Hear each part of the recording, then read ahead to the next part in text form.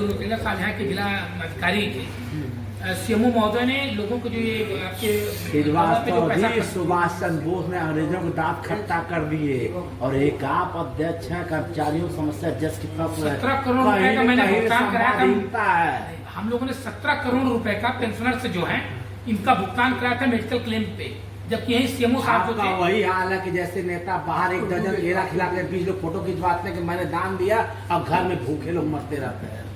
ये आपकी हाल हो गई। जो चीजें हमारे सामने आएगी हम उसी के लिए तो प्रयास कर सकते हैं ना। कब तक प्रयास करेंगे? कोर्ट में तारीख पड़ेगी। सीएम सिटी यहाँ कर्मचारी को हाल है, आप उनकी आवाज देखे, बगल में आवाज देख लिए, किसी की लैट्रिन टूटा, किसी बाथरूम टूटा, किसी फल टूटा है, क्या उस पर नजर नहीं आप गई? कमरों को हाल देख लीजिए, कैसे सांस लेते हैं कर्मचारी, कैसे यहाँ बैठते हैं। कर्मचारियों से बार बार ये बात कहा गया कि 10 से 5 तक ड्यूटी करिए। यही तो अधिकारी भी तो आते हैं, यही तो सीडीओ भी आते हैं, एडीएम भी आते हैं, कमिश्नर, क्या उनकी नजर नहीं आती है? और उनकी नजर नहीं, अध्यक्ष तो आपको बनाया था, आप नजर नहीं तुम्हें पहुंचा है। तो निरंतर लड़ाई है इसके लिए। कब तक लड़ाई लड़ेंगे? आखिर क्या करें हम? कई कर्मचारी टरक जाएंगे, राम को प्यारे हो जाएंगे, तब आप लड़ाई लड़ेंगे। हमारे सामने वो अपने प्रस्ताव को तो रखे, मेरे साथ कंधा से कंधा मिला के तो चले, हम तो खड़े हैं, लेकिन मेरे पीछे तो आपको कंधा मिलाने के लिए अध्यक्ष बनाए ना, तब कंधा नहीं मिलता अध्यक्ष बनते नहीं बनते।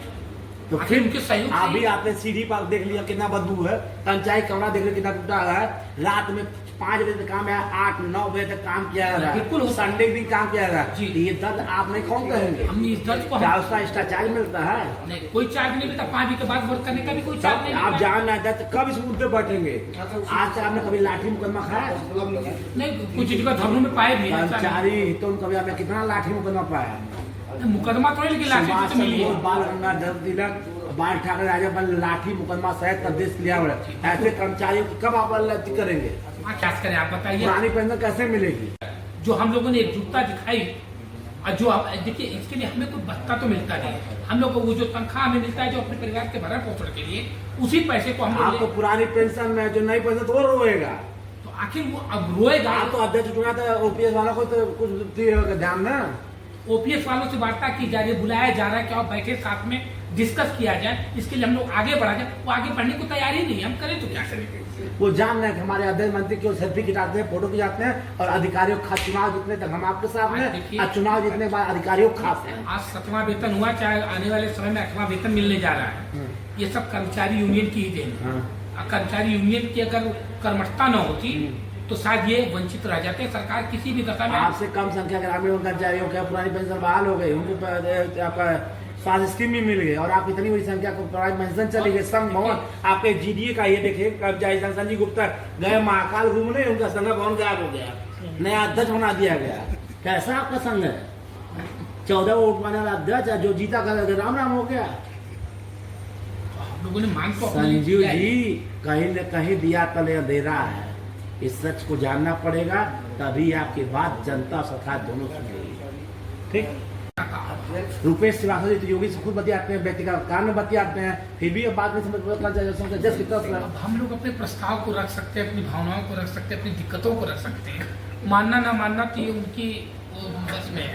आप महाराज एक करीबी हो, आपकी कई बातें सुने, कई बातें माने, मैं सामने में गवाह हूं कई पल का, तो ये बात नहीं मानेंगे? योगी जी हम लोगों ने प्रार्थना भी किया था, और जब 2011 में यहाँ पे एक बहुत धरना प्रदर्शन हुआ था, तो हमारे मंच पे योगी जी आके ये कहे कि जब भी हमारी सरकार सत्ता आएगी हम पुरानी पेंशन जरूर बहाल कर देंगे। लेकिन बड़े दुर्भाग्य की बात है कि वो भूल गई।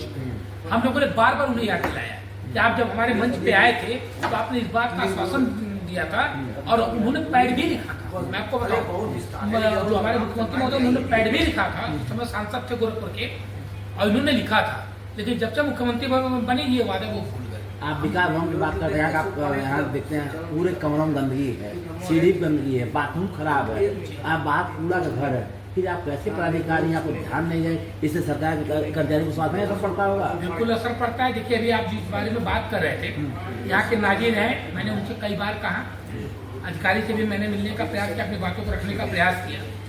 महिलाओं के लिए भी यहाँ की व्यवस्था बहुत अच्छी नहीं है। बात सही कि बाथरूम में कहीं टूटी नहीं है, कहीं पानी नहीं है, साफ सफाई नहीं है, ये सब दिक्कतें हैं। लेकिन बड़े दुर्भाग्य से के साथ मुझे ये कहना पड़ा कि जैसे मैंने अभी आपसे एक बात कहा कि कर्मचारी में एकजुटता का अभाव, तो आपका अध्यक्ष इसी ने चुना है, क्योंकि जो कहीं ना कहीं आपके मैं- सम्मान में कमी है, नहीं, कर्मचारी आपसे दूर है। प्रयास में कमी नहीं है, बहुत कुछ मैंने करवाया है यहाँ पे। कई जगह दरवाजे टूट गए थे। हमारे माननीय सुनील जी बैठे हुए हैं, जिला महामंत्री इन्हीं के कार्यालय की मैं बात कर रहा हूँ। महिलाओं ने मुझसे कंप्लेन किया, मैंने यहाँ के नाजिर को बुलवा के मैंने कहा कि तुम यहाँ पे दरवाजा लगा दीजिए, कोठी की व्यवस्था करिए, जहाँ भी जो कमियाँ उसको दूर कर दीजिए। और हम निरंतर प्रयास करते हैं कि इनको कमी को दूर करें। ऐसा नहीं कार्यालय है के समय 5 बजे तक मैक्सिमम है, 8 बजे तक काम कराया था, कर्मचारी वर्कलोड ज्यादा बढ़ रहा है, संख्या भी घट रही है, इसमें क्या विचार है आपका? इस पे हम लोगों ने माननीय मुख्यमंत्री से पत्र के माध्यम से उनको अवगत भी कराया था और ये मांग भी किए थे हम लोग कि कर्मचारियों की संख्या दिन पर दिन घट रही, रिटायर हो रहे हैं, मर रहे हैं, बीच में समस्या है। श्रीवास्तव जी, आप गोविंद जी शपथ ग्रहण करा दीजिए, अच्छे लगे हाथ। हाँ, शपथ ग्रहण